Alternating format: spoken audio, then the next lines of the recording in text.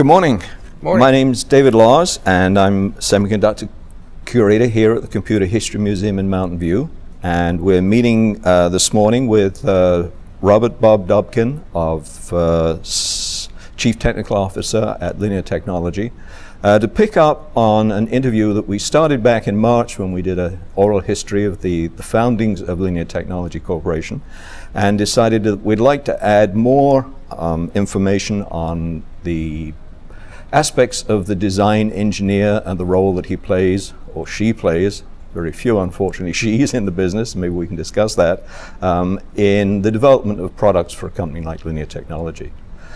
When we did the last interview, we covered quite a bit of Bob's educational and other background, so we won't repeat that today, and if anyone is interested in finding that out, then they can refer to the March 31st oral history on the founding of Linear Technology.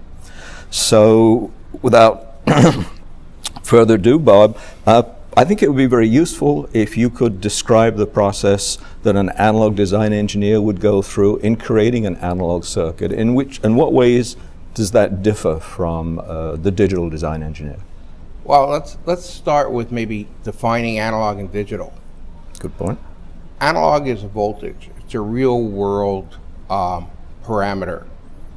Digital is a number. It doesn't matter whether the number is in beads on a string, or in electrons, or in waveforms. It's a number. So when you operate on something that's digital, or the circuitry that operates on digital, what you're doing is you're manipulating numbers. And it doesn't matter whether the output comes out as 20 volts or a tenth of a volt, as long as the number's right. It also doesn't matter which way you got to it. Yeah, there may be some speed in differences, but as long as the output number is right, you've manipulated the digital information correctly. Analog is a real world parameter, so there's a lot of things that touch the analog signal. There's noise, there's distortion, there's amplitude, there's power, there's how much power supply current it draws. So the analog circuit has a lot of paths between the input and the output. And what those paths are makes a difference in what the output signal is. So the analog designer has to be able to thread a path through many different kinds of circuits to get to an optimized path of circuitry to manipulate his analog information.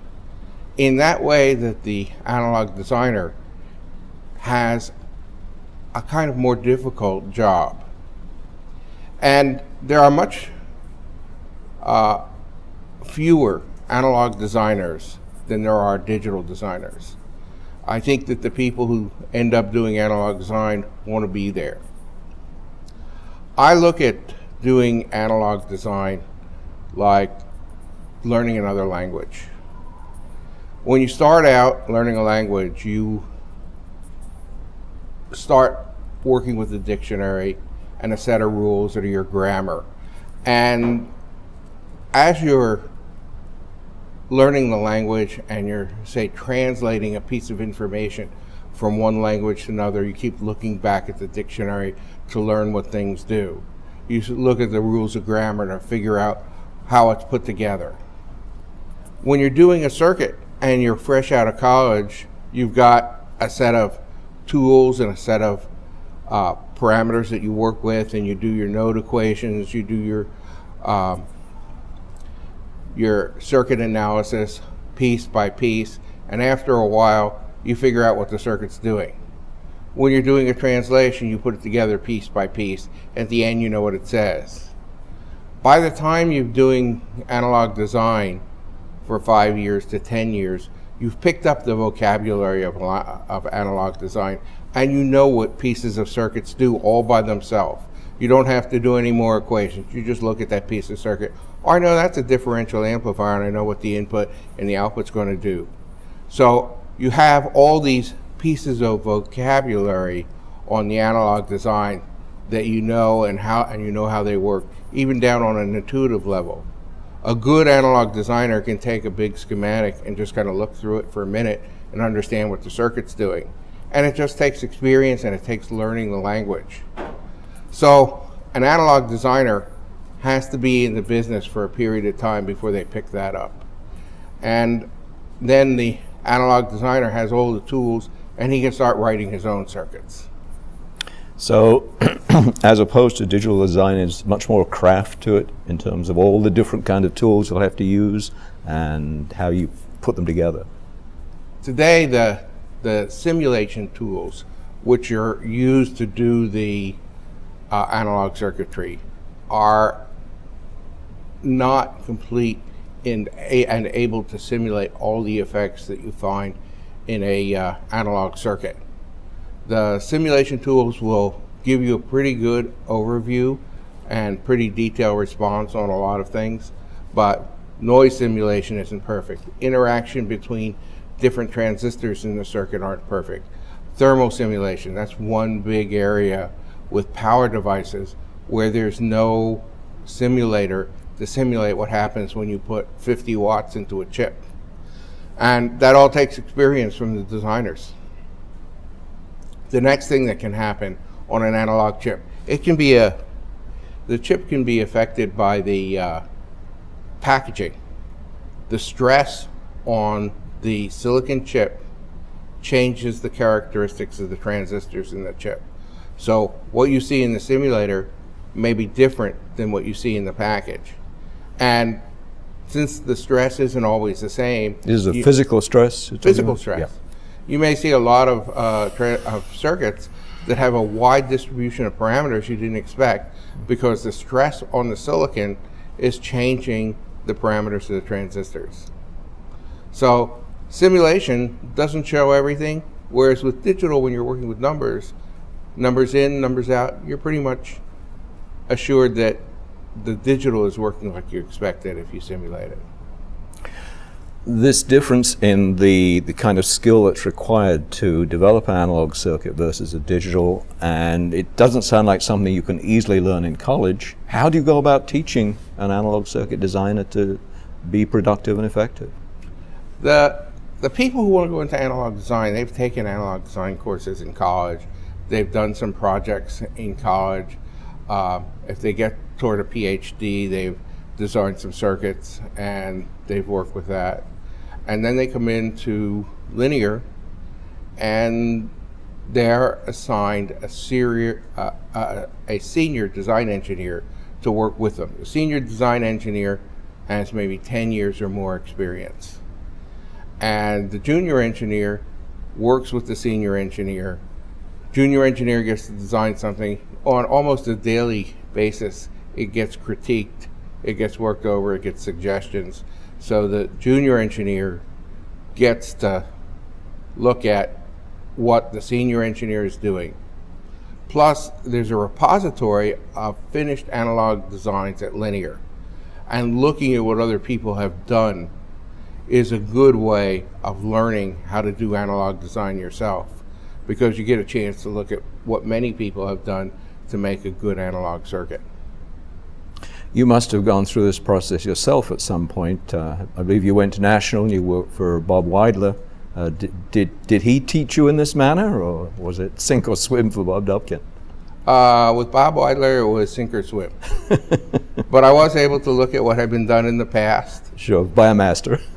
And I was able to look at what other people had done. Sure. And it was still pretty early then. I mean, when Bob Widlar started, there was zero. And as time progressed, there was a history of things to do. So I don't know how to catch up on 5 years of ICs, maybe. Right, instead of 40 years that Yes. people coming in now have to do. Interesting. So recognizing that there is a special set of skills and probably a specific kind of personality that enjoys working with this, how would you go about putting together an engineering department to be productive and effective? When we started, okay, we're a startup. We don't have any revenue. The main important thing for us is we have to get products out. We got to start selling stuff, okay, before the money runs out. So as a startup, we hired experienced engineers. We couldn't afford to take a guy right out of school and wait 5 years for him. Now, I will say there are people coming right out of school that are really good. They can start designing right away, but most of the people need a training session or a training few years to get up to speed. You have to learn the process and all the tools and things like that now. But so we hired experienced engineers. Back when we started, there were no simulators on personal computers.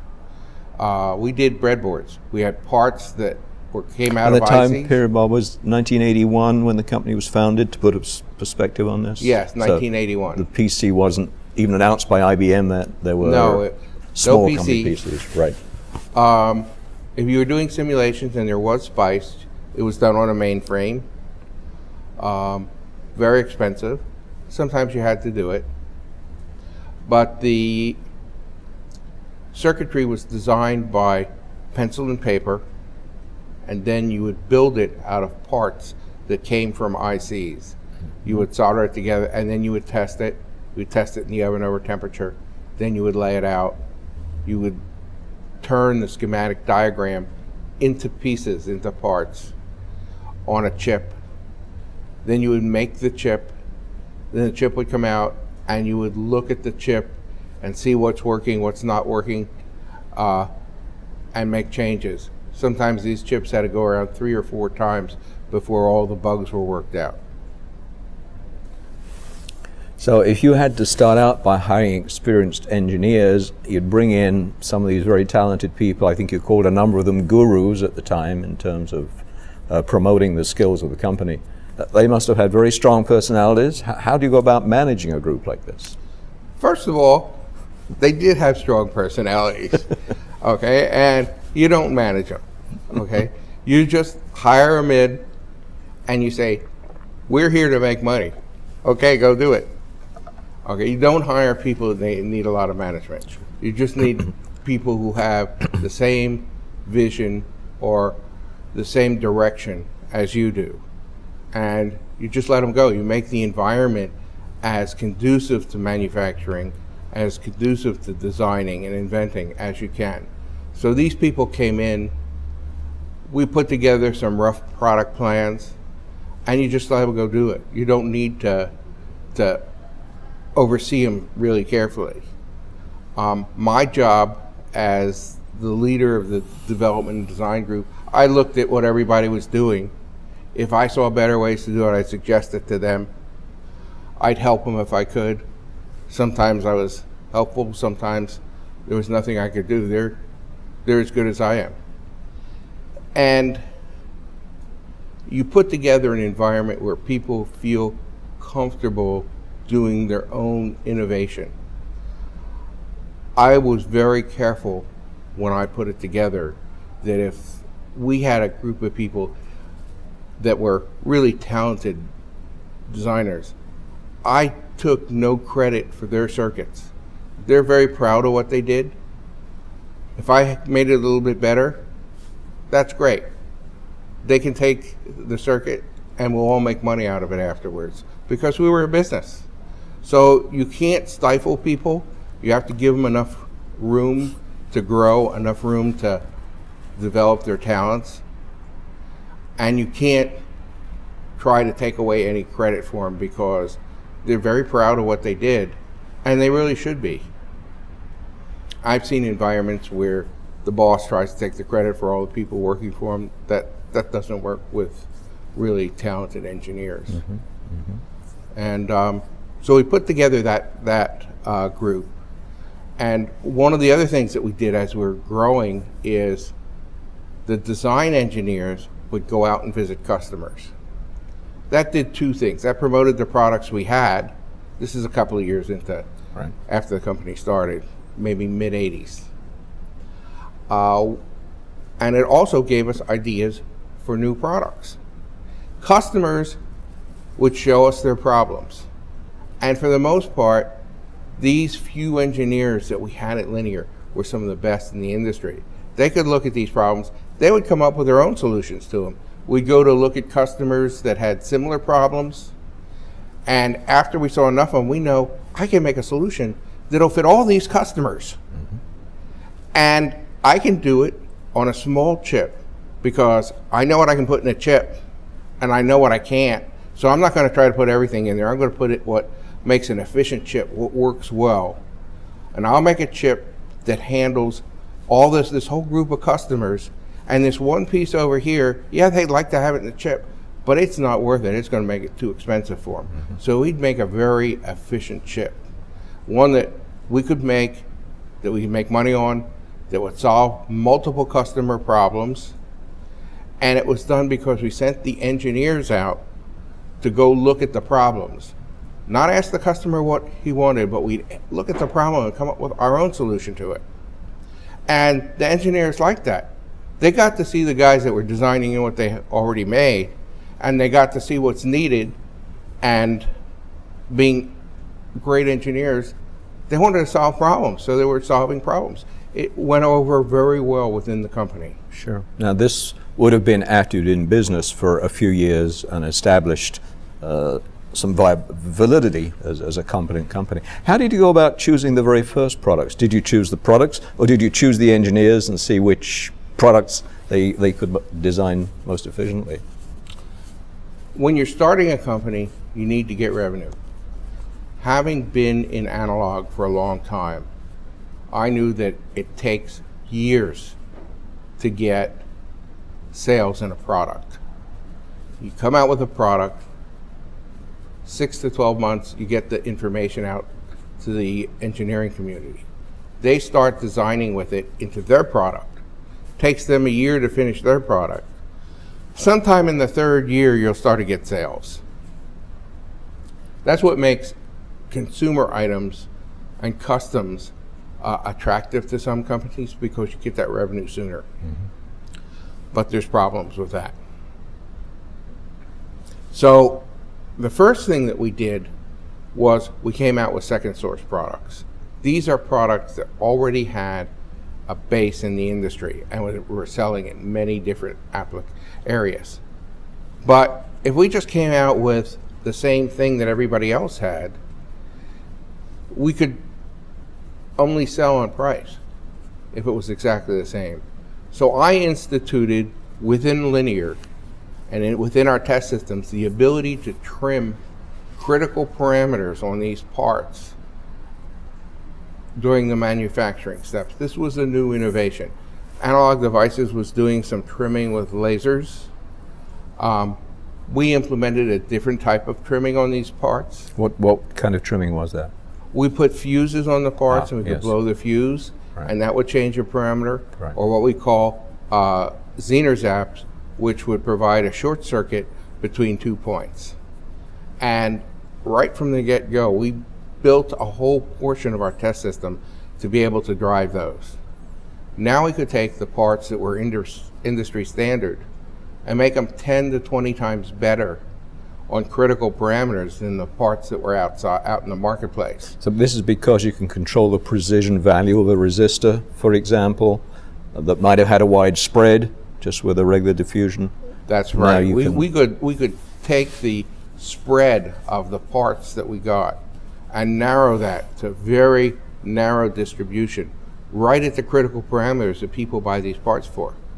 So an op amp that might have millivolts of offset voltage, we could take that down from millivolts to microvolts, sometimes 100 to 1,000 times better.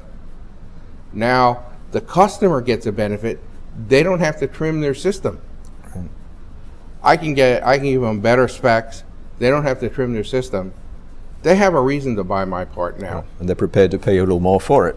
They're prepared to pay a little more because it saves them money, and it also brings the business to us. So by implementing that, we were able to make parts that fit in existing sockets out in the field and get our sales earlier because we had better parts out there. The second piece was there's some existing sockets in the industry that are certain configurations. Like an operational amplifier has a certain number of pins, they're always in a certain order, and the function of an operational amplifier is to amplify and be able to precisely control the parameters with external resistors. So we made some new operational amplifiers that fit into an existing pinout with better performance. We did that with some regulators too. And that was early strategy for getting sales fairly quickly. But we gave people a reason to buy our part other than price. Are there 2 or 3 part types that really made the difference in the early days that you can recall? Yeah, back in the early days, one of the part types that got a lot of interest was the LT1013. And it was a precision op amp with very low offset, very precise. It also worked really well on a 5-volt supply. And a 5-volt supply, power supply, was what most digital circuits ran on. So we could sell this to people who had digital systems that needed some analog. And that got to be a very popular part. There was another part, the LT1085. It was a low dropout regulator for the day. It was a 5 amp regulator. It got used in many of the PCs that were being manufactured then, because the PC needed 3.3 volts for the processor and the power supplies were 5 volts. So this was able to regulate the 3.3 volts off of a 5-volt power supply. And those kinds of products would go into a whole vast array of different kinds of end systems. So you're not just chasing a particular computer or a particular consumer device with it. No, we tried to make parts that went into many systems. So if we lost one order, we'd pick up another one. Another part that we made back then was the LT1070. It was a switching regulator, a new 5-pin configuration for switching regulators. Ended up many disk drives. And these are all general purpose parts. They're all selling today. Still selling those same part numbers? A good general purpose part will sell for a long time. I made parts that I introduced in the early 70s that are still selling in high volume today. The good general purpose parts, as far as I can see, they have an unlimited lifetime. If you do it as good as you can, and nobody's going to make a better one, it's going to sell for a long time. So the couple of products there's voltage regulators, operational amplifiers. Was there another product category in the early days that was important to you? We did some interface circuits at the time. RS-232, RS-485. About the time in the mid-'80s, Maxim came out with a RS-232 circuit that generated its own supplies. They did it in CMOS. I did it in bipolar. At the time that I did mine was more rugged and immune to latch-up. We did the first low-power RS-485 circuit. 485 circuits were pretty power-hungry and made on a bipolar process. We did ours on CMOS.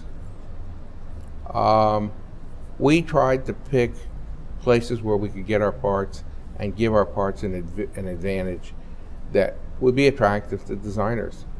And if we did an attractive part, we got sales in it. And they're selling today. They're still selling today.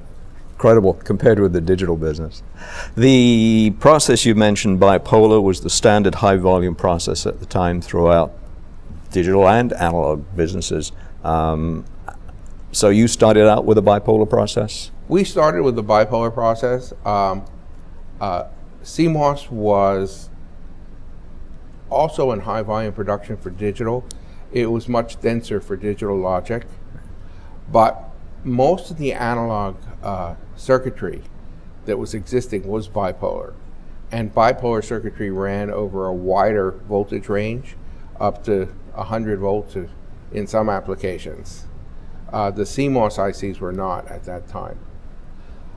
So we were going after existing sockets, or not existing sockets, but existing applications, which were tended to be higher voltage. And for that, we needed to have bipolar. And as opposed to many other companies that were starting at that time and using third-party manufacturers, foundries they're called, Linear built their own fab, their own bipolar fab. Why was that? We felt if we were going to be a high-volume linear company, we needed a bipolar fab. There were no bipolar foundries for the types of circuits that we wanted. So it was imperative that we built our own fab for performance. We had to control the transistors, the noise, for reliability, and for just control of our own destiny. We needed a bipolar fab. So we started with a bipolar fab. And that was built here in Silicon Valley? Yeah, we got our first wafers out of our own fab 14 months after we were founded. Built the fab from scratch,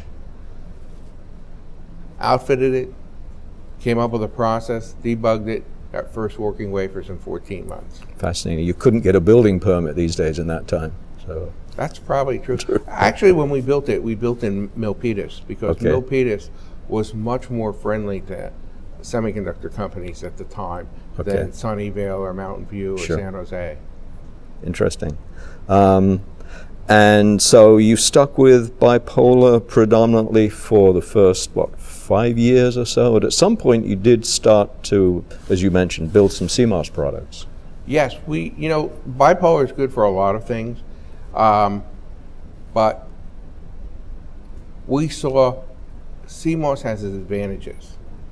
CMOS is perfect switch.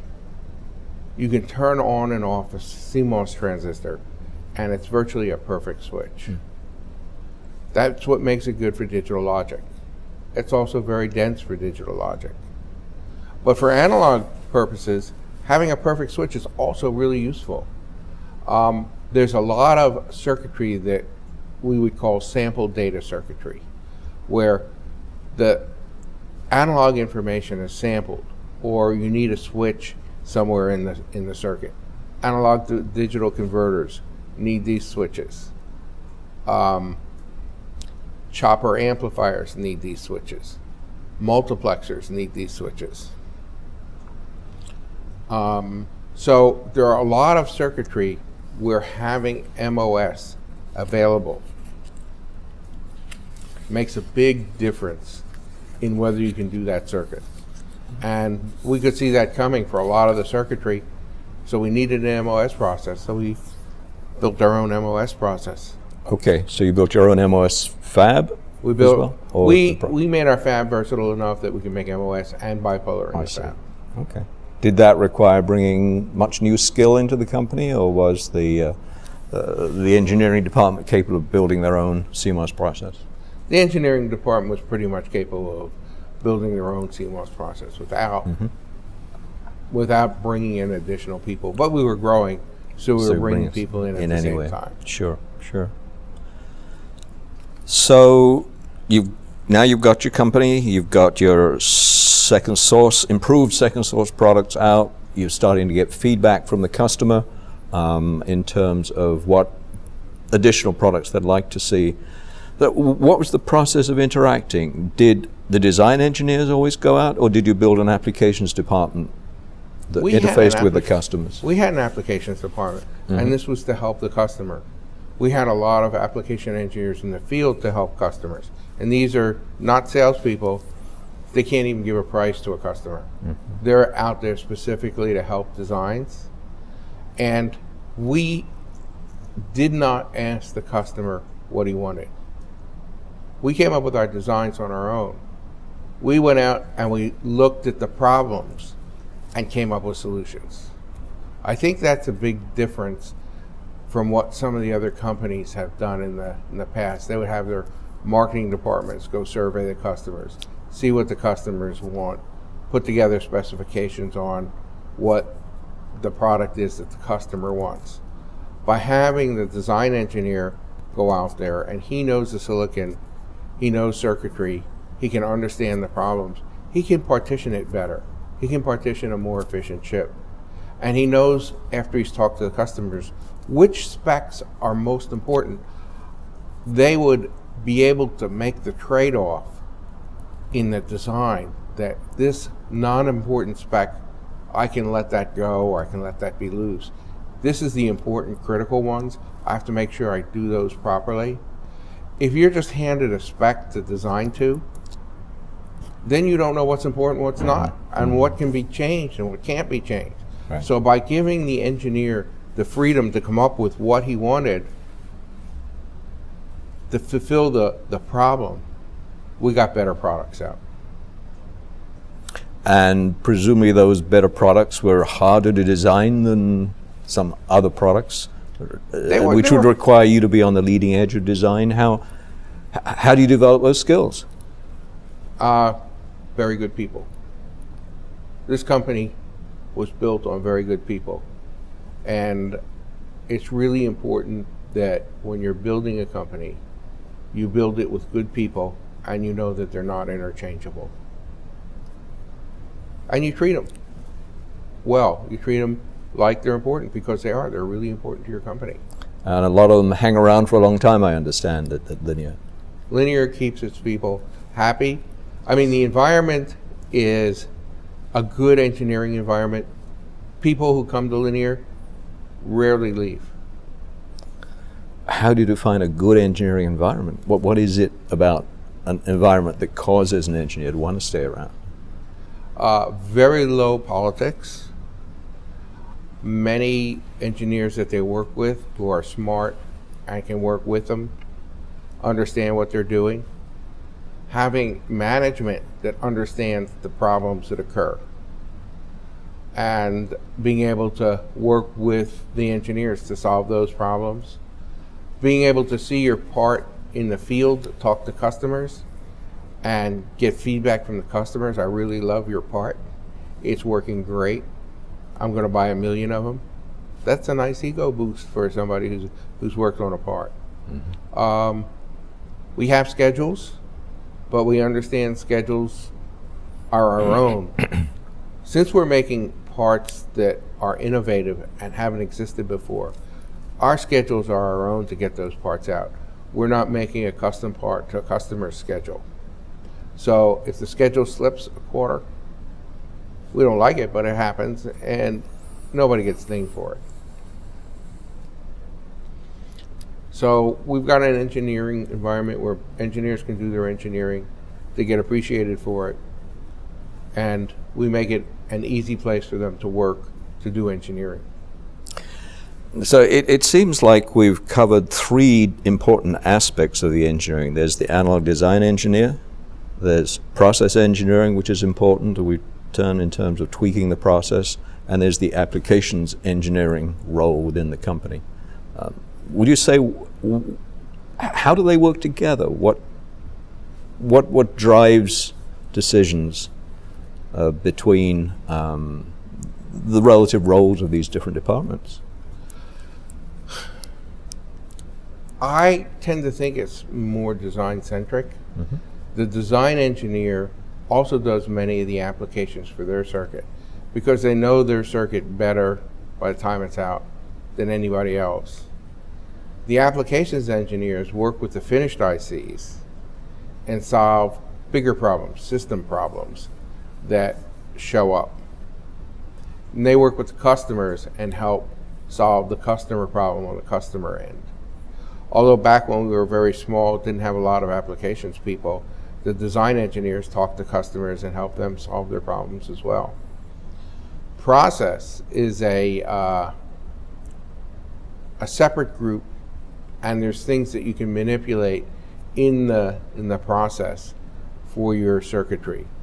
We would work with the process engineers, and there's parameters that we can manipulate. We can manipulate some of the transistor parameters, some of the spacings depending on the voltage breakdown that we need. There's some things that we can't manipulate. You can't manipulate lithography. They say I can make this size, that's the size you make it. So we would work with the process engineers, tell them which parameters we think are important.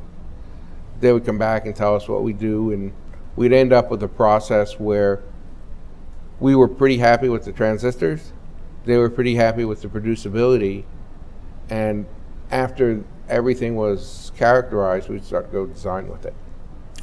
Were the designers able to design their own transistor at that point?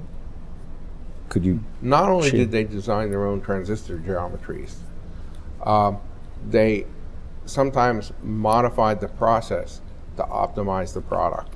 Okay. And there's some things that you can modify to get better performance, and we do that in the fab because the fab was computer operated. We kind of have a different recipe for a different product. So if you're in the analog IC business, you can't be where everything's vanilla. We have our own process changes that we make to optimize what we're doing. And the transistor geometries, in some cases with foundries, you get a geometry and you can't change it. Right. In our process, transistors are changed all the time. Drawn different sizes, different shapes, different ways. Very different from the digital design that I lived with for so many years, Bob. When it comes to digital design, you can take and you design it on a computer in a language, Verilog. Then you go through some steps, and that Verilog ends up turning into transistors. Right. And if I'm a digital engineer, I don't necessarily know what each transistor does. In fact, I don't even know what groups of transistors do, because all I was working with is the logic, not the circuit.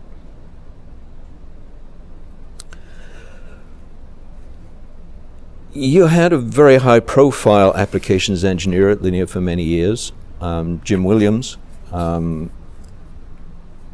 How aware were customers of the role that applications played at Linear, or was it the design gurus that got all the notoriety out there? Jim was a special case, I think, in terms of he had a long history of doing consulting. So he had a long history of doing analog circuitry, which is what he liked to do. He came to Linear to do analog circuitry. He also liked to be a teacher, and he was very good at writing. So the kind of things that Jim would do is he would do tutorial analog articles where he would do articles for teaching customers how to do some RF work, how to measure certain parameters. And the circuitry he would use would emphasize some of the linear ICs that Linear made. They were really educational application notes. They were not sales pieces. And yes, they had linear ICs in them. They came from us, but it established a solution for a lot of customers and sold some ICs on the side. So Jim was very prolific at writing, and his writing was carried by one of the major electronics magazines for 30 years. They loved to have his articles because they were highly read, they were appreciated, they were very fine electronic articles down to the transistor and design level that didn't exist in other places. The customers liked them, the editors liked them, and we liked them. And he was very unique in that respect. And helped present Linear as a company that provided solutions, perhaps rather than products? Very much so. Plus, he was a good friend. He was an interesting guy. I enjoyed meeting him. Are there some other names in the early days at Linear that the public was aware of and would be looked on as heroes, perhaps, of the company? Some of them. Carl Nelson. Carl Nelson. Uh-huh. Great designer. George Erdy, well known for doing precision circuits. Tom Redfern, he did our first MOS circuits. Mm-hmm. Nello Sevastopoulos, he was our filter guru. Interesting. Mathematics is always thought of as a Greek, and doing those filters took lots of mathematics, and Nello was very good at that. Uh-huh.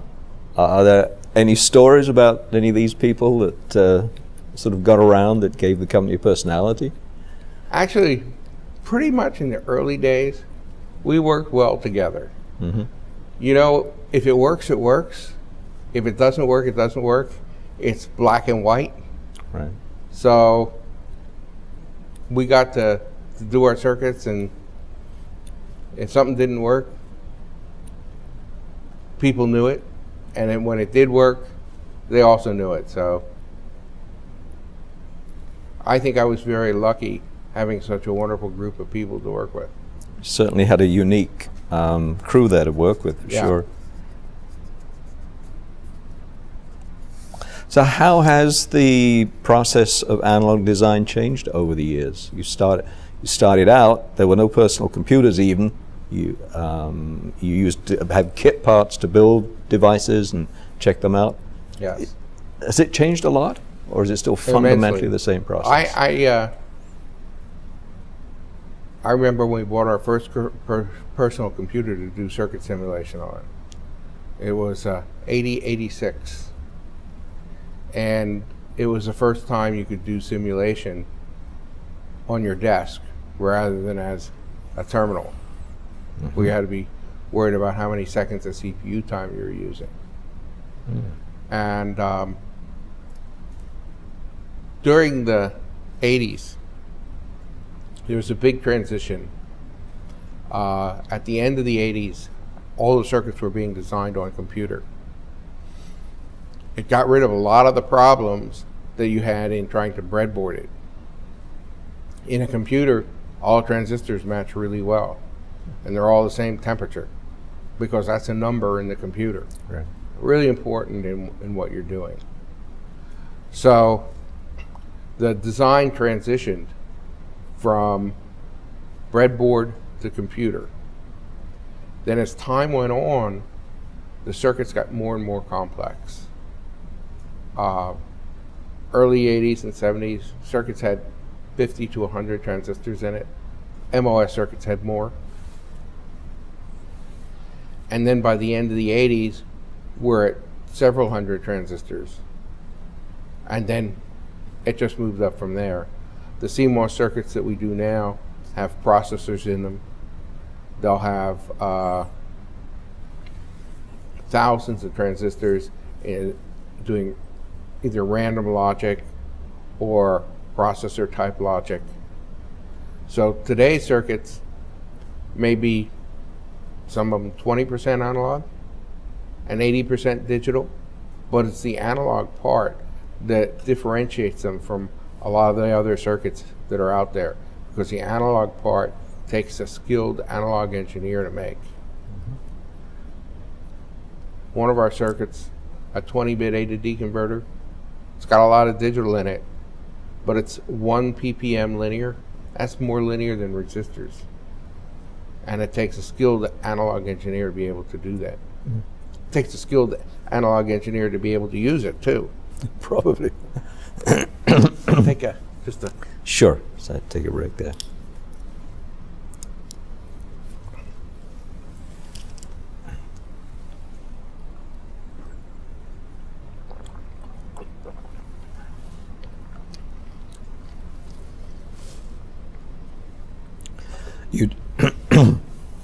You talked about starting to use that an engineer had basically a workstation, personal computer of their own now to work with, which obviously dramatically changed the way you interact in the process of circuit design. Were there any particular tools that were favored for simulation and design of analog circuits? And did you develop those, or were they provided by third parties? We started off using PSpice, readily available commercial SPICE simulator and graphic viewer. And SPICE is a program that simulates a circuit. It solves matrices. SPICE will bring any computer to its knees. No matter how fast it is, we have circuits that'll take a week to simulate. one cycle of. So yes, we use SPICE. We have our own SPICE circuit. It's called LT SPICE. It's a simulator, schematic entry, and graphic viewer. It's free. It's an unrestricted SPICE. The only thing that makes it linear technology is we put models of our own products with it, and that's how we distribute it. But customers are free to use it with anything else that they want without restriction. It's the world's most popular SPICE. There's probably 1 million copies of it out there. All right. That was a decision to make. Should we make it restricted, or should we just make it available to everybody? Why would a customer want to know what's going on inside a circuit? Well, they would take out models of our chips. I see. And use it to build their system. Got it. So they would embed that in their system. Yes, and they would simulate it. That's how they would see how their system works. I know that there's one major aircraft manufacturer has made it the standard simulator for their company. So that's and we use it too to make ICs. It's a very fast SPICE. There's a lot of optimization that was done to increase the speed of it. It still takes days to simulate some circuits. And so we use SPICE. For other applications, we use HSPICE, which is another company's SPICE. We'll use Cadence Spectre, which is another simulator. It depends on the particular problem we have to solve or what we have to interface it to. And there's some RF simulators that we use as well. Are there particular pieces of hardware that design engineers like to use when they're debugging their circuits or trying to understand it? There's always the old famous Tektronix scopes, of course, from the old days. Well, how did that side of the design process evolve? Well, all the circuit design during development is debugged on the SPICE simulator. And the fastest computer isn't fast enough, but that's what we got. When it comes down to debugging the IC, it gets more difficult. You put measurement points inside the IC so you can measure it. If you have multiple layers of metal and you want to go in and probe a piece of metal and see what the signal is on it, it's difficult if it's buried down on the bottom of multiple layers. So we put points where we bring metal out so we can measure it. We'll make test masks where we cut things apart and bring out a section of the circuit. We have probes that will go in and we can touch a metal line and measure the signal on it. We have a laser that we can cut metal lines, or we have a fib where we can cut metal lines and rewire a portion of the circuit on the chip just to test different things. So we have tools, but the best tool, I think, is understanding what the circuit's doing and what it should do and what the difference is. The scientific method still applies. And this is a very hands-on process. It is. Which, again, would appeal to a certain kind of personality and style. It may take the kind of people that used to be radio hams, perhaps, in the old days. It may take weeks or months to debug a circuit. There's still new things we're finding about how silicon doesn't react like the simulation. And we're learning on it.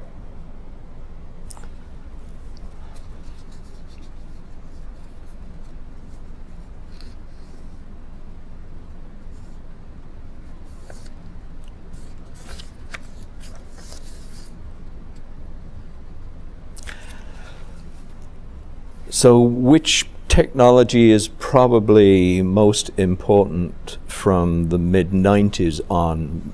CMOS or bipolar in terms of the growth of the company? You talked about circuits becoming that much more complex.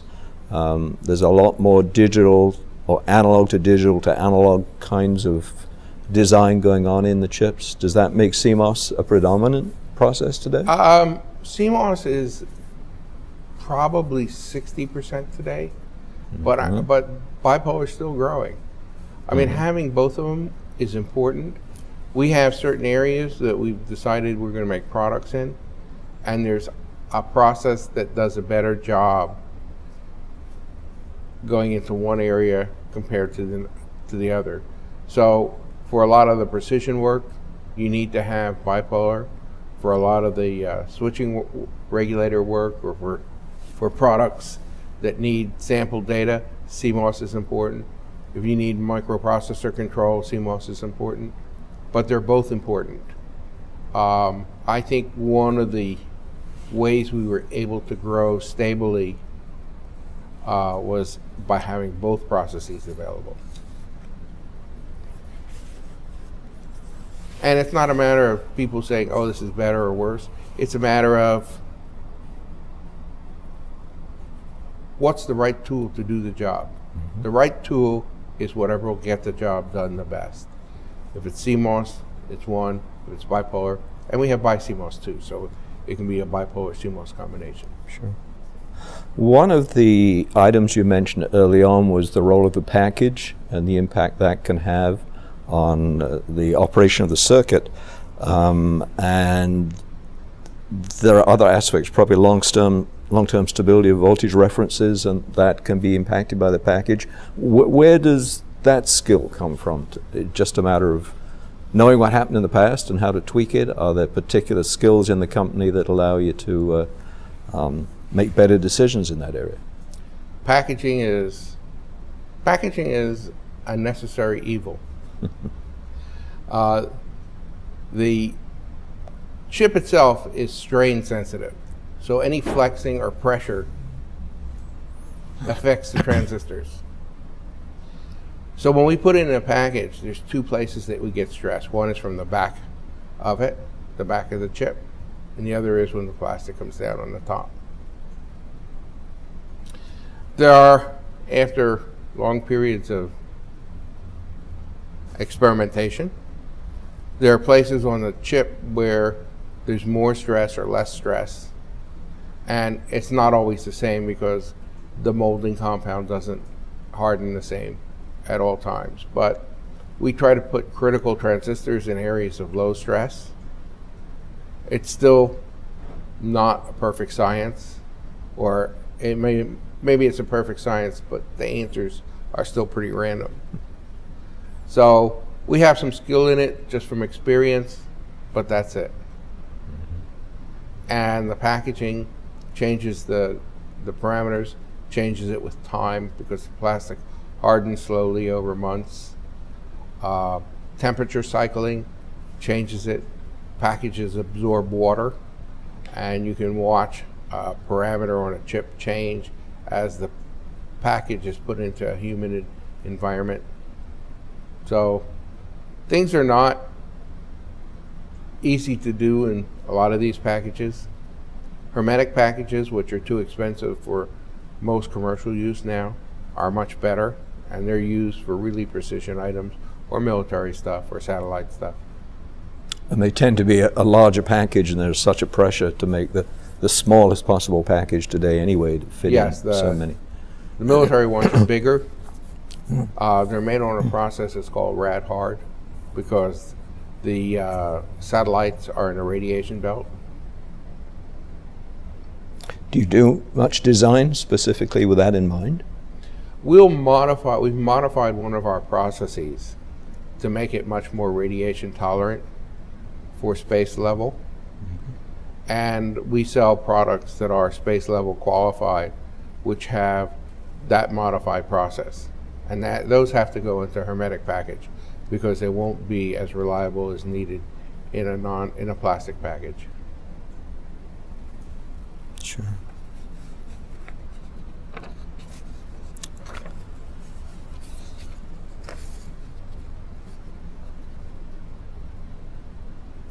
So what are the future challenges that you expect to face in the analog industry? Certainly wanting to put more and more analog to digital conversion and back to analog again. How are you preparing to tackle those? Are you personally involved in these decisions these days, Bob? Or are you, I'm involved in everything. Okay. But I don't run it all anymore, which is a pleasure. So we're still pushing the limits of a lot of things that we're doing. Power circuits, switching regulators are a big piece of Linear's business. We make some very sophisticated switching regulators that run at high frequency, megahertz, to do clean switching and high efficiency power conversion. And we're going to push in the same direction: higher power, higher current, and higher frequency. Makes them smaller, makes them easier for the customer. Data converters. Data converters, it's obvious which direction you do. You make them faster, and you make them have more bits. And we've got some industry-leading parts out there. We've got 20-bit converters. We got hundreds of megahertz at 16 bits, going for more, and in both directions. And of course, you get analog parameters with the data converters. What's their linearity? What's their noise? What's their SFDR? SFDR is what? Spurious frequencies that show up as you're doing the analog to digital conversion. RF parts, how linear they are, how good they are at frequency conversion. But the push is for smaller and faster and higher power. Also, some of our amplifier devices, the push is still in the direction of precision and speed and stability with time. Mm-hmm. We haven't run out of things to do yet. Still plenty of challenges, especially with the demands on less and less power usage in systems today. Which circuits presented the biggest challenges for you over the years in terms of getting it to do what you wanted it to do? Are there any particular areas that come to mind that you struggled with for a long time? They're all hard. They really are all hard. I mean, data converters are probably the hardest. Although some of the switching regulators at high frequencies, being able to switch amps on a chip and not disturb the low-level circuitry that's running on microamps and not couple to them is difficult. It's a real design and layout exercise to keep. We have a device that switches at a megahertz and runs on 3 microamps of quiescent current. And we've got these transistors switching amps at a megahertz, and it's not allowed to change the reference. Wow. Is that a whole class of circuits that fit in there? It's some of our latest switching regulators are designed that way. They're really appreciated by the automotive industry, which is putting more electronics into cars, but they'd like to have some of the stuff stay alive when the car's off. But you can't draw much power because you don't want to discharge the battery. So getting the quiescent current down to a few microamps means they don't have to worry about it anymore. Are there some favorite circuits that you've designed over the years? There's my favorites. Tell me about your favorites. I started to design back at National. I wanted to design a 3-terminal regulator that was adjustable down to 0. The process technology and components were not available at the time. I tried a couple of mask sets, didn't work adequately well. I defaulted to a design which came out as the LM317, which is a 3-terminal adjustable regulator, but it can only go down to 1.2 volts, not 0. At Linear, I designed 30 years later, plus, a circuit that is adjustable down to 0 with a single resistor, makes it easy to adjust. You can parallel them, has low dropout, and that's one of the ones that I was happy I was able to make because I had the idea so long ago and wasn't able to make it at the time. And it took 30 years for the technology to become available to do that, apparently. The process technology gave me the parts I needed, and 30 years more experience gave me the circuit design experience I needed. Mm-hmm. Are there other circuits that come to mind that you really felt good about accomplishing a design? That was one of my personal favorites. Uh-huh. But you work on these circuits for a long time. I mean, you work on them for a year or 2 years or 3 years. And when they come out, they're all an accomplishment. And I think that the other engineers feel that way too. Mm-hmm. Are there a couple of other circuits perhaps within Linear's portfolio designed by one of the other people, gurus, that you look on and say, well, that was a real accomplishment to be able to do that? I think our 24-bit A to D converters, which were the first of the kind that are single-shot Delta Sigma converters, were a great advance in that area, copied to other places. Mm-hmm. We have a 20-bit converter there. We have high current switching regulators that we started with in the 80s that have grown into a whole line of parts. Really nice, clean designs that are as easy to use as possible, considering they've got high currents and high voltages flying around, and you do need a good layout on it to make it work right. But I think that we've got many circuits that really push the state of the art that I'm really happy with. And I talk a little bit about standard circuits. It's interesting that standard circuits, when they're done well, they'll sell for 20 years plus in high volume. We've got circuits that we came out with when we first started that are still selling in really high volume 30 years plus later. That Linear is still building and supplying? What? That are still in the Linear catalog? There's very few parts that we've obsoleted. Yeah. Some of our very early products, like the 1013 I mentioned, are still a very high volume product today. Mm-hmm. Other people haven't tried to copy that? Some people have tried to copy it. Mm-hmm. TI has their own version. Uh-huh. Some of our other products, the LT1085, the one that the regulator I mentioned that was used with some of the Intel processors, that was copied by several other companies. I think the mark of a really good general purpose product is people try to copy them. Right. But doesn't that make it less attractive for Linear if the prices come down? And it does. Mm-hmm. But we have smart guys. We'll make new things. Okay. Or we'll end up with a patent suit.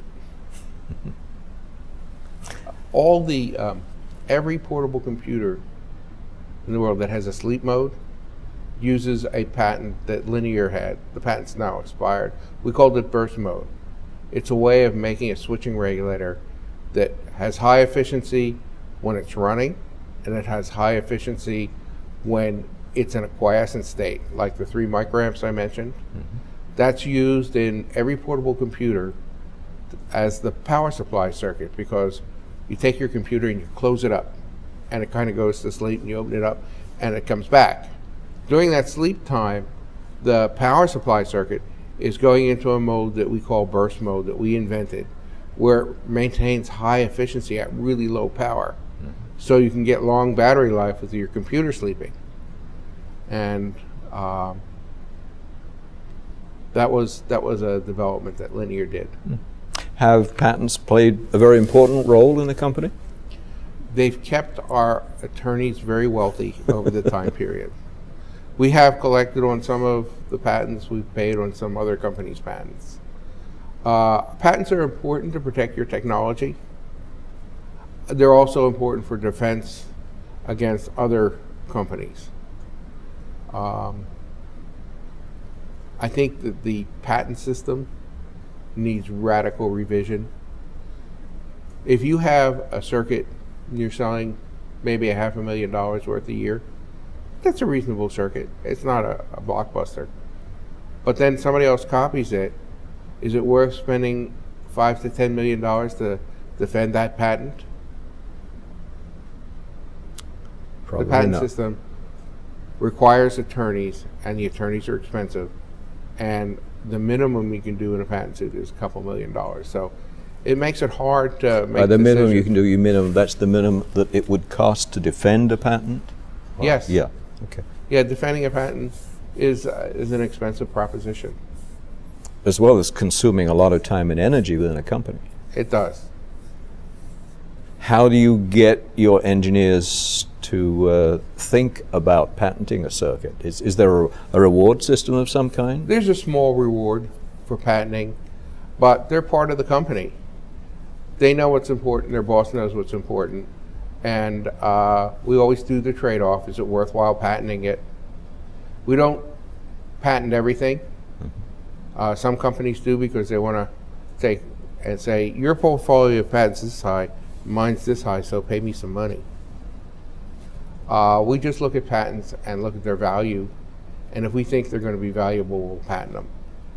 And usually it's patents that we think we might spend the money on to defend. Mm-hmm. So we do put together patents. We're also conscious of other people's patents. We don't want to infringe them. We want to design around them, which is something that we did extensively in our A to D and D to A converter area. Design around patents? Yes, do it a different way. Is that usually fairly straightforward because the other patents are so specific, or is it? Well, you have to read them. You have to read them. You Right. have to work with an attorney. Right. We don't want to infringe patents, so we work very hard around them. And we do protect our intellectual property, but we protect it in more ways than patents. The circuitry is difficult to understand. It's made on our own process for a good portion of our circuitry. So without our process, you can't duplicate it. Right. Some things use foundry, but you know, when you're doing a circuit with tens or hundreds of thousands of transistors, you can't just copy it. You have to really design it yourself to know how it's working. So just the complexity of the circuit keeps competitors from making it. Mm-hmm. It's easier to design from scratch.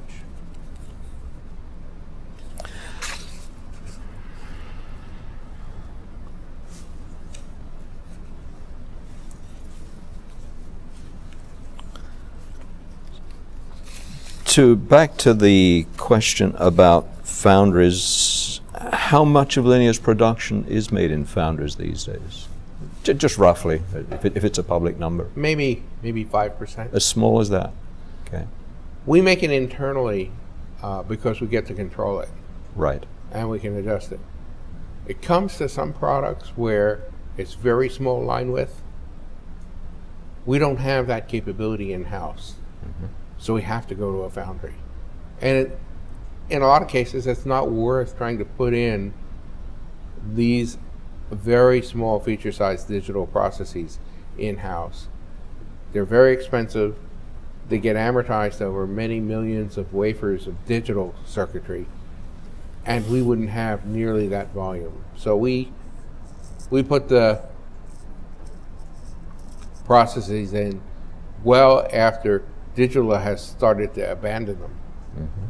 And then they're a fine line process for analog. Sure. The equipment has come down in cost, and it becomes more economical for us to put it in-house. But at the leading edge, we'll use a foundry. And you have wafer fabrication area here in Silicon Valley. Do you have one somewhere else in the US? We have another wafer fabrication in Camas, Washington. Washington, okay. And that's a large wafer fab, and one here in Silicon Valley. Mm-hmm. And on the topic of moving outside Silicon Valley, one thing that Linear has been fairly aggressive at is setting up design centers outside of the valley. You have 14 or so now, I understand, around the world? Yes, we have them all around the world. We go to where there are groups of good analog engineers. Not everybody can move to Silicon Valley now. It's very expensive here. And not everybody wants to. So we'll put together a design center in areas that are attractive to engineers and families, both from a cost point of view and education point of view. We'll set up a design center there. We have lots of interaction between the design center and the Milpitas Design Center. We fly engineers back and forth all the time. And so we end up with engineers working in a linear environment in other parts of the country. A lot of times the manager has worked at Linear and moved away to run the design center. It's certainly in setting up activities outside of the area, it's very important to try to maintain the culture of the company so that people share the same goals and the same aspirations. One method of doing that, you said, is that you take people who have worked here at Linear and have them set up somewhere else. Are there other ways you try to maintain the Linear presence? We have good communication between the design centers. We set them up the same way we're set up here in Milpitas, where our major design center is. And all the people that are hired, they talk to the managers both in the local area and in Milpitas, and they have to get approved both on technical skills and maybe personality, because we want to set up a good working environment. We've got a very stable working environment and working personnel, and that continuity helps us. We'd like to keep that, and we have in the design centers. Do you send people out from the factory to the design centers Yes. on a regular? I think you did quite a bit of traveling, or do quite a bit of traveling. I did. Like that. We have a company plane, and several times a year a group of us will go visit all the design centers. So we keep lots of communication up, and people feel like they're part of the same company. Mm-hmm. How else do you keep the communication going, other than going personally? We have weekly conference calls. We know what they're doing. I'll call people in design centers. They'll call me. They'll call their boss. We're very open in terms of having the ability to talk to the vice president of the group. We're an open door company with lots of communication. Mm-hmm. Must have very different styles in different parts of the country and different parts of the world. How do you manage a Japanese design group versus a Greek design group? There must be a... Well, we only have a few design groups outside the country. Okay. We have one in Germany, Mm-hmm. one in Singapore, and one in China. Now there's two big differences, China and Germany. All right. We have our sales center in Germany, Okay. and we set up a design group there. And the person who set it up and started it was from Milpitas originally. Mm-hmm.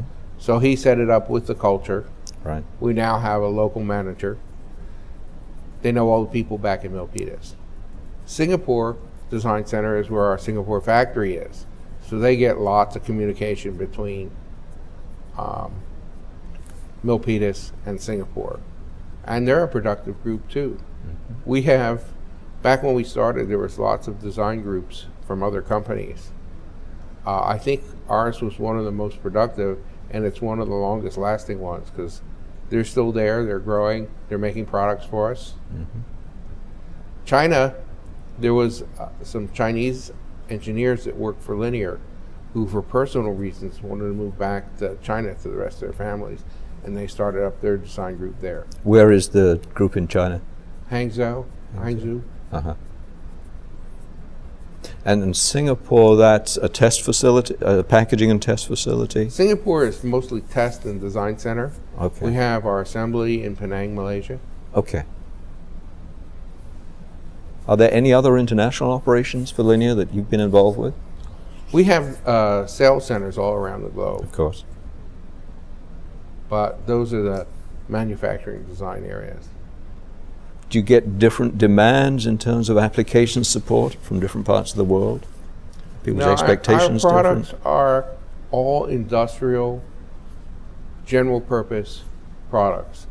So we're always selling into the industrial general purpose market. One area I'd like to discuss a little more, Bob, that has obviously played a tremendously important role in the success of Linear is this whole sort of elevation of the analog designer onto a pedestal. Well, I maybe that's a little bit of me because I'm an analog designer, but it really is a team effort. Okay, Right. And I think one of the things that I can thank is Bob Swanson kept the whole company marching in the same direction. He was a business person. The direction he set us in is make products and make money and keep a focused eye on what our business is. So he kept the whole company aimed at being a successful entrepreneurial company. And within that, we have the designers, and the designers are involved in the picking the product, making the product, applications for the product, working with marketing to sell the product, and visiting customers. And we expose the designers to the whole process. They get exposed to the pricing of the product, the cost of the product, and how it's selling. I think we can do that compared to some other companies because our designers are experienced, they've worked with customers, they've been out in the field, they're not secluded. So they are an entrepreneur by themselves. Okay, their entrepreneurship is in making a business out of their product. And they like that. And we like that too. But you can't do it alone. During the years before we started Linear, I had many offers to go to other companies. But it's a combination of you have to have a good business guy in charge, you have to have good processing, you have to have assembly, you have to have test, you have to have all the pieces working together to make a good product. And without it, you don't have a good company. So it's a matter of having engineers that are interested in all aspects and exposing them to all aspects. This is not something that the average public would think of as the skill of an engineer. Engineers tend to be thought of as being very skilled in a particular narrow set of disciplines. But here you're saying that your engineers are entrepreneurs, they go out and enjoy meeting people, they mix well socially, they can present themselves well, and they're also great designers. Are these people born and you just find them, or do you make them? I think that some of them are born. Uh-huh. They get put into an environment where they have a chance to grow in all kinds of directions, and we let them. So they grow there. And the ones that work well and end up running their own group and teaching their own new group on how the company has made products. I think it comes from me in that when I started at National, I worked with customers. I answered the application phone calls. I make the engineers do that at some point. Keeps them from being overly optimistic on how customers treat their parts. They make sure the customer can get the part to work. We call it the theory of minimum phone calls. When you make 1 million parts that don't work right, you get 1 million phone calls. So I did that. I talked to customers. I thought it was interesting and all the aspects were interesting. I let the engineers and I encourage the engineers at Linear to do that. And I think it's worked out well. I know other companies, they write specs, they pass the specs to engineers. The engineers design to the spec and don't see what the product is or what good it is. I think that's the typical vision of an engineer, but I think they can help in all kinds of areas in making a company successful. Linear has certainly distinguished itself in that area. How much was Swanson's role in this? Did he deliberately step back and let you and your team stand out? I didn't try to do Swanson's job, Right. and he didn't try to do my job. Where we did mix is we had a weekly meeting on selection of new products, where we looked at the product, we looked at the business case for it, what it's going to cost to make it, what we think we can sell it for, what the volumes are, so that we come up and make a business case that this product will make the company money. And that was one of the areas that Bob Swanson was in. The other area that he was in pricing the product. Okay, we have costs, we have certain aspects of the marketing of it, what's the competition, where we have to price the product properly to sell. We want to make the most amount of money, but we don't want to overprice it or we won't sell any. And Bob Swanson's part of that. But in terms of how I ran the engineering group and how we picked products to present at those meetings, that was mine. Any particular conflicts about areas that you felt were good areas from an engineering perspective, but it didn't make sense economically, or I knew some other what reason? the parameters were Right. on making products. So if I had a great product but it would sell for 15 cents, it never got presented.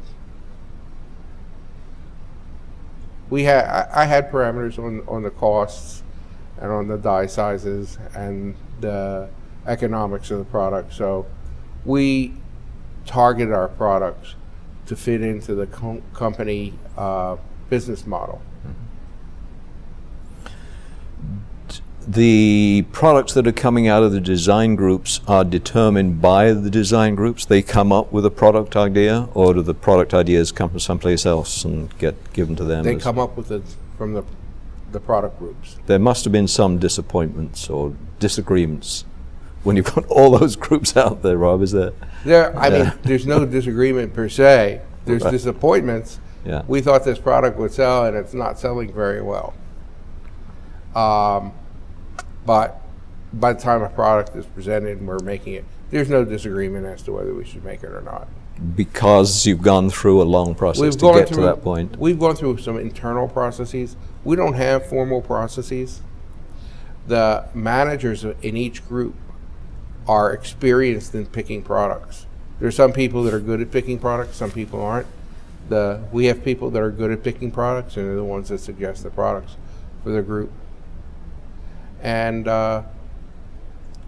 some of the products come from our visits with customers. Some of our products come from, we think this will be a good product. Let's make it and see. And most of those turn out to be a very good product. And we make money off of it. A few of them bomb, but you can't be 100%. In the digital business, certainly 80% of your sales come from about 20% of your products. Is that similar kind of ratio in analog? Or I'd say, I don't think it's quite that radical, but maybe 40% of our products are really good sellers. And some of them are good sellers and they've dropped off after 20 years. We don't have the same kind of problems that consumer products companies do. You go from zero to a really high volume, 50 million products sales for a year and a half, Sure. and then it goes back to zero. the model gets changed and the product gets dropped along with it. Yeah, Sure. that whipsaws the company, whipsaws the engineering department, and whipsaw the stock price. Sure. With such a beautiful model to copy, why haven't other people been able to emulate what Linear's done? Oh, it's very hard. Okay, this is a model that requires many talented people. It requires recognizing talented people and working with these talented people in an environment that they want to work in. it's a hard model to duplicate without experienced people to at least go get it started. You can get from school some pretty good engineers with a PhD in design circuits, but unless they've been out in industry, they don't know what to design. So you go ask the marketing department. The marketing department goes out and asks the customer, and the customer doesn't know what the silicon can do, so he wants everything in one chip. So that's what you come back and you tell your engineers to make. But that doesn't necessarily make the most efficient product. It makes a product that has all the specs in it. Maybe one or two specs could be left out, and it would make the product much smaller and much cheaper. And the people who were defining it, the customer, don't know that. And the people who are designing it just got a spec, so they don't know that either. I think you have to be involved in all sections of the development process. Plus you have to have a large group of engineers now, like we have now, that are experienced in many different areas. But have there been any successful spin-outs from Linear? No. Why is that? People are happy. People are happy. And there's a Japanese book written about that we talked about last time. There's a book that says, "The company nobody leaves." Back when I was at National, if they made it a fun place to work, and they made it the pay really good, we might not have left. Mm-hmm. But it was matrix management. The pay was good, but not great. It was enough to make people want to go do something on their own. Because what we saw when we left was we had a really good department doing analog. Well known as the best analog company in the world at the time. Yet overall, we were not able to influence the overall national company. So we would say, if we just had an analog company that did what we did at National and do it better, we'd have a great company. And we were right. Any things you'd have done differently along the way?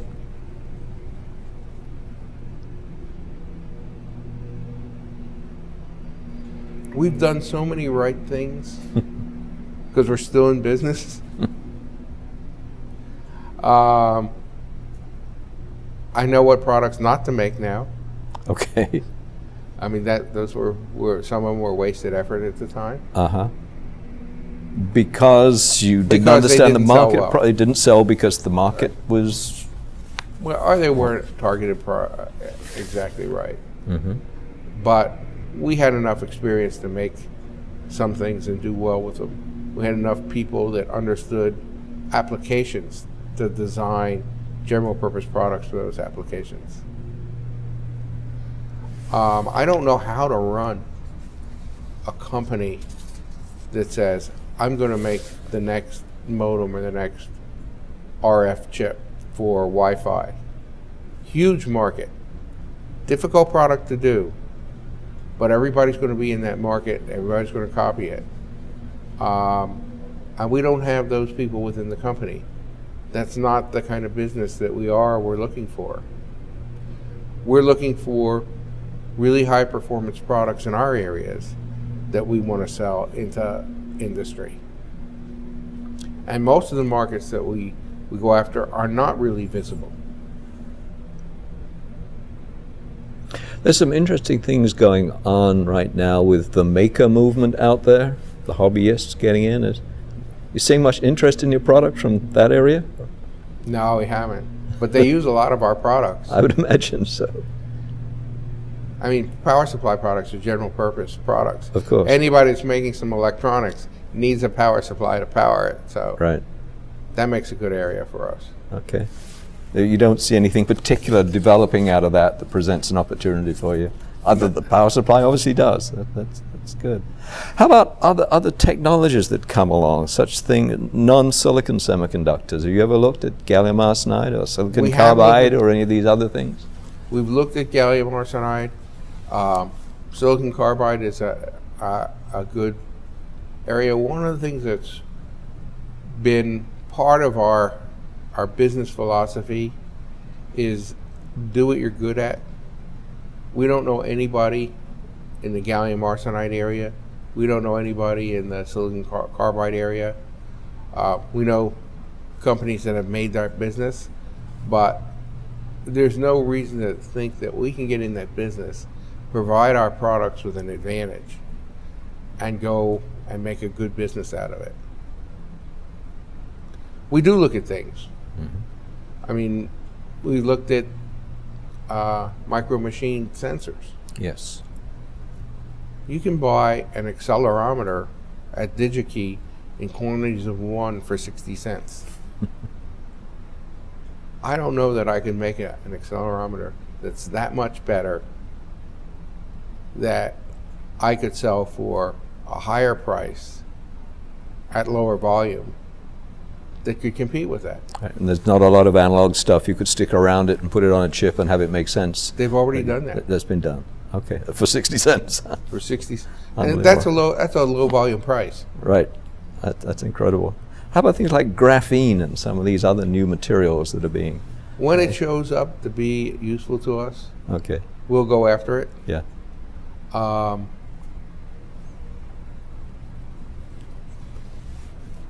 That's straight research areas are too far away from commercialization for us to look at them. Mm-hmm.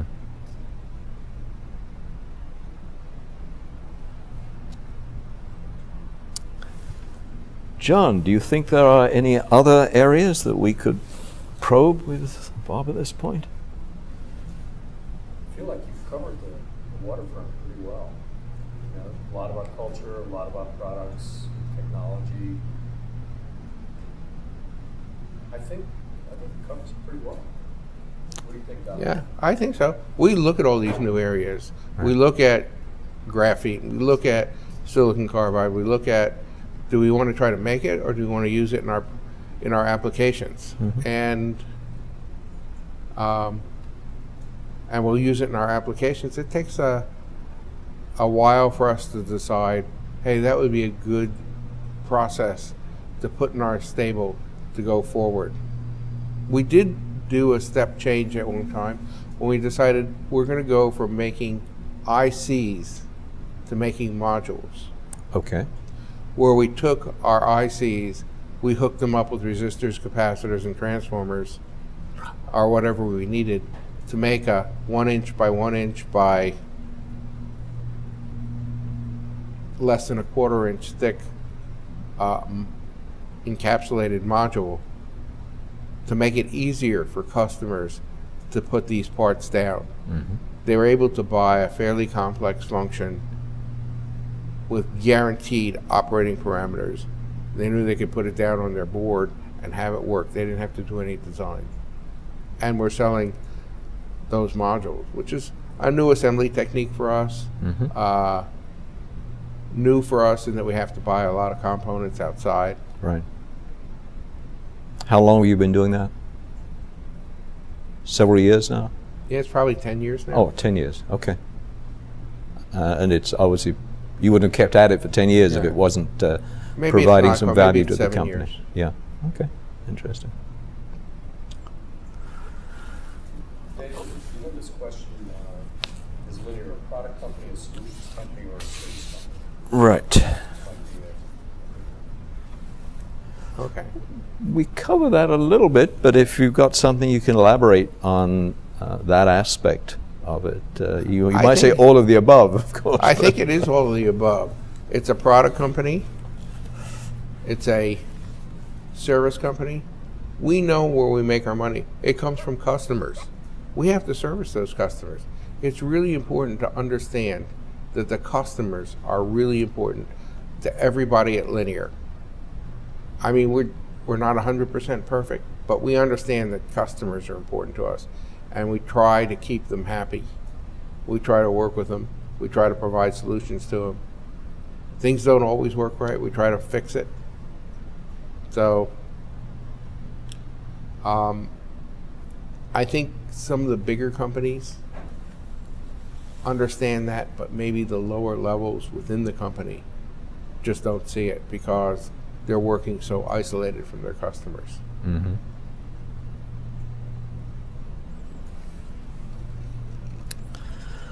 Okay, Bob, I think we've covered all the areas that I wanted to cover. Any last comments you'd like to make? No. What are you doing with your life now, and are you going to stay at Linear forever? I'm working full time. Everybody I've seen that retired gets old fast. So, and I like making products. So you're still coming up with new product ideas and designing do. them? Uh-huh. And I get called in to solve problems when problems show up, and I'm still enjoying the technology. Well, that's great. Really All right, appreciate you having the... Thank you for this opportunity. Well, I think you've got a wonderful story to tell, and I'm glad we can help spread the word, Bob. Thank you. Thank you.